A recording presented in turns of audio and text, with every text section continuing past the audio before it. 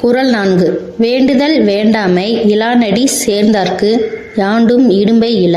பொருள்: விருப்பு, வெறுப்பு, ஆசை, கோபம் ஆகியவையே துன்பத்துக்கு காரணம்.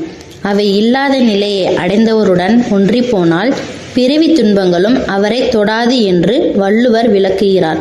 இக்குறளுக்கான கதைக்குள் செல்லும் முன்பு நமது சேனலை சப்ஸ்கிரைப் செய்யாதவர்கள் சப்ஸ்கிரைப் செய்யுங்கள். பெல் பட்டனை கிளிக் செய்யுங்கள். அப்போதுதான் நான் போடும் வீடியோ உடனுக்குடன் உங்களை வந்தடையும். கதைக்குள் செல்வோம். ஒரு சிறிய கிராமத்தில் அருண் என்பவன் வாழ்ந்தான். அவர் மனது ஆசையினாலேயே நிறைந்திருந்தது. நல்ல வீடு வேண்டும், பெரிய கார் வேண்டும் என்று பேராசையிலேயே இருப்பார். அந்த ஆசை நிறைவேறாததால் கோபம், வருத்தம், மனம் சோர்வு எல்லாம் கூட்டமாக வந்து அவரை பிடித்து கொண்டது. அதே கிராமத்தில் ஒரு முதியவர் வாழ்ந்தார். எல்லோரும் அவரை ஐயா என்று அழைப்பார்கள். அவருக்கு பெரிய செல்வம் எதுவும் இல்லை. ஒரு சின்ன குடிசை, 2 ஜெபமாலை, பழைய ஒரு புத்தகம், அவ்வளவுதான்.